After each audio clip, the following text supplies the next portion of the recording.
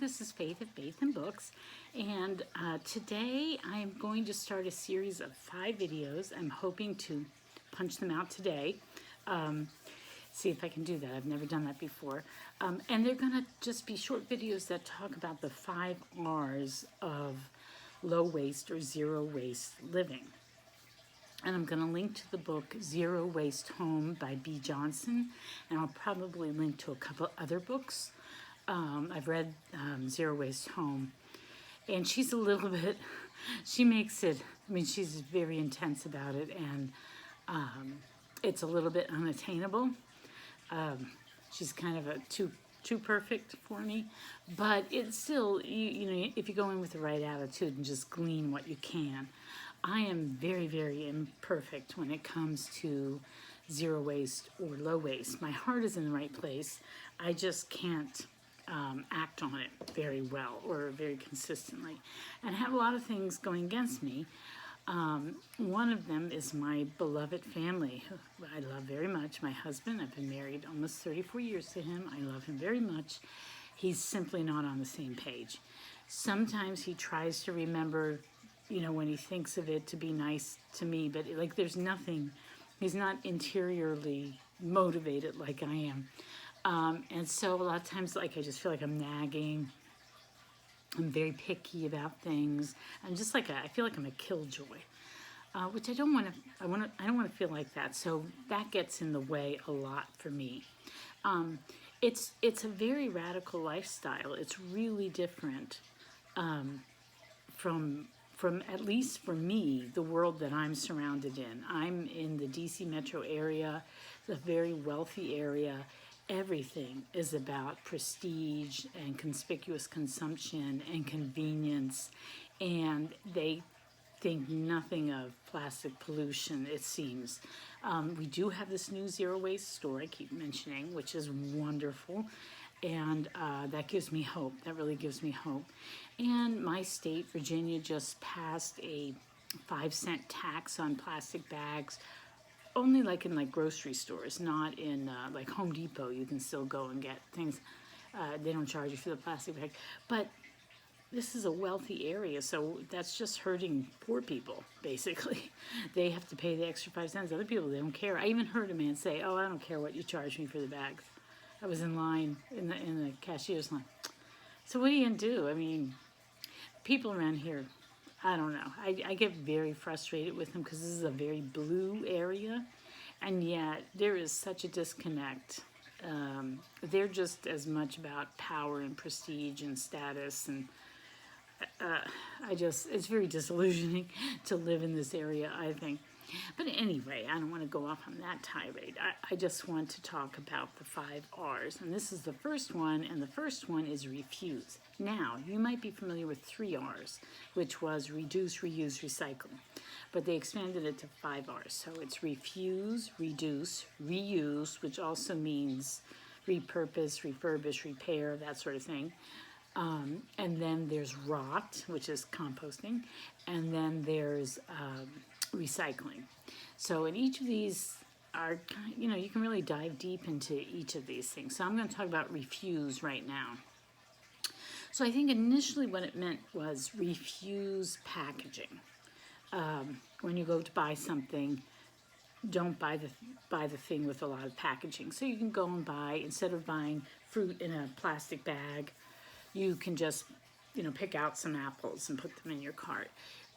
If you have a reusable produce bag, you can bring that with you. There's one grocery store around here that I used to go to all the time, but it's kind of out of my way. I used to go there because my daughter had voice lessons near it, and so I used to go. I would drop her off, I would zip over, I would run in, you know, shop as fast as I could, and I'd always be late because it wasn't quite enough time to, you know, get the groceries in the car and then zip back to pick her up. I was always a little bit late.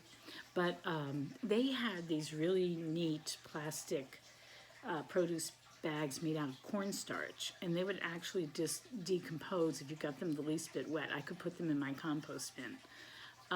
So that was different. But other stores like Whole Foods, at least ours, doesn't let you bring in your own bags, and the only produce bags that they have there are plastic. So, so sometimes it's really hard to refuse. But what I used to try to do is remember to bring a big mason jar and fill up, go to the bulk bin at this organic store I used to go to. Whole Foods also has those bulk bins, but of course you can't bring in your own thing, and you can only use their plastic, so that's crazy.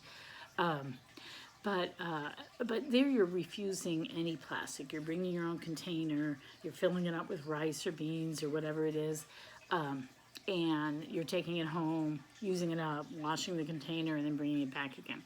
So there you're completely cutting out any packaging. So that's one way to refuse, right? And now we have the zero waste store, and they have bulk like that. So I want to start doing it with them. I just haven't gotten into the habit yet, but I really want to do that. So that's a goal for me. So that's one thing, is to just refuse the packaging at all. But I think also you can expand that idea of refuse to go beyond just the shopping aspect of zero waste, like how you go shopping and avoid bringing trash and plastic into your house, which is a hard thing to do. I mean, you really have to plot it out and plan and remember to bring your containers with you and all that sort of stuff. I mean, I think it's worth it, but it does add another layer of stuff you need to do that you need to remember. What was I going to say? Oh, but stepping back and looking at it in a little broader way, refuse also means just sort of the whole idea of maybe minimalism, like just deciding that you don't need that much stuff and that you're gonna live more simply and you're just not gonna buy new stuff, like not just food, but you need food, but you're gonna simplify your life and you're not gonna bring so much stuff into your home.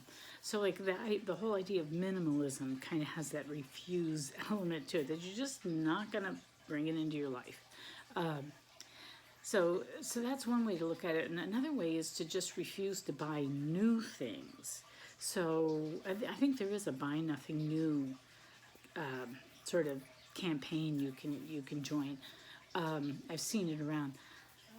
But yeah, then so there's the rise of thrifting, where you don't go. I mean, around here we've got these really upscale shopping malls where people go. That's their entertainment. They go walk around the shopping mall, and I mean, it's just crazy how expensive everything is and just how much stuff there is. And of course, I think I've said this before. I've made several recordings and that I've deleted, so I can't remember what I've said and haven't said. I've never done this before, where I've front-loaded a lot of videos. I mean, we have a glut of stuff. We have a glut of clothing on the planet. We have a glut of stuff. And so to just go and walk around and, enjoy being really wealthy and having all this disposable income, and, it's not like you're just window shopping. These people are actually going in and just buying stuff for entertainment, So it's that retail therapy, which is such a sick idea. So anyway, that's the society that I happen to live in. But you can go thrifting instead. Like, you can take that energy that wants to go out and seek out something that you really, would like to own, or you feel you need. And you can make it a little bit more of an adventure and start thrifting. And the rise of interest in thrifting is great. Around here, we have this huge warehouse that is a thrift store. And you can buy so many things there. I've talked about it before on this channel because I bought books there. But I thrift my...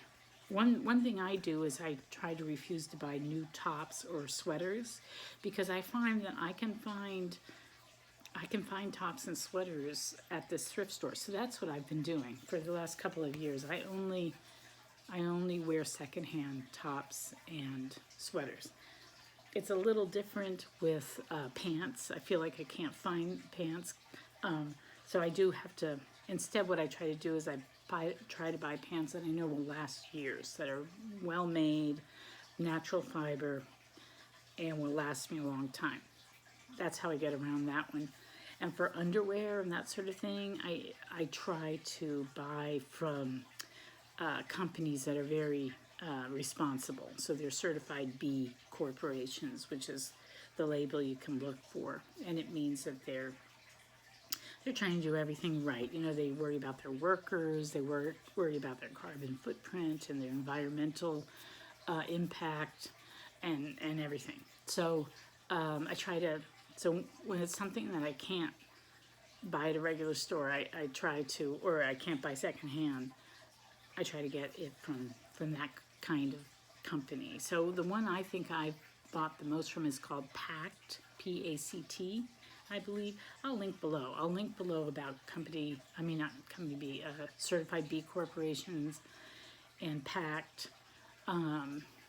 Yeah, and maybe the Buy Nothing new project or whatever it's called. So that's another way to refuse. You just refuse to bring new stuff in. So you can go antiquing and secondhand stores and garage sales and community yard sales. And oh, I mean, I should have thought of this before, but I'm actually the admin for our local Buy Nothing group. So Buy Nothing, Free Cycle. You can get things secondhand on, Facebook Marketplace. There's all sorts of ways to get good secondhand things. And in antique stores, it's fun to go antiquing too. You can buy some really neat, worthwhile things that you really appreciate. That's what my husband's dresser back there. You can't see it. Wait, can you? If I move, the chairs are the way. Anyway, I gave him that dresser years and years ago, and I bought it at an antique store. It was a good deal. Anyway, so that's my way of refusing. I could refuse a lot more. I feel like stuff just pours into my house. One way is through takeout. We've been eating so much takeout because I'm so burnt out on food, and everybody eats at different times. Everyone's an adult except for the 1 6-year-old, so they've got different schedules and different stuff going on, and they just we just rely on takeout way too much. And when I do takeout, I try to consider what kind of plastic it might come in. So I have certain places that I like to order from, like Chipotle. You can actually compost their cardboard breedable, and then they have the aluminum lid, which you can recycle. So I like Chipotle. I do Five Guys because they just have paper cups, paper bag, and some aluminum foil. There's no plastic. Pizza just comes in a cardboard box. I don't feel too bad about that. So, I think about that aspect, but other people do not. They're like getting other stuff, and it's all coming in this black plastic, which is not recyclable. There's no opportunity to recycle it, I think, in this country. So anyway, so it's really bad. But, so it's hard for me to refuse, and I do my own impulse buying that I shouldn't do, that I can't. There's just too many people bringing stuff into this house. So and I'm just I just collect clutter. I'm always struggling to declutter. It's bad. I really admire minimalism. I really think that's the right way to do things. I wish I was more like that. Anyway, I've talked too long. I thought I was going to make these just 10 minutes long. So this is the first one on refuse. So the next video will be on reduce. Okay, talk to you later. Bye-bye.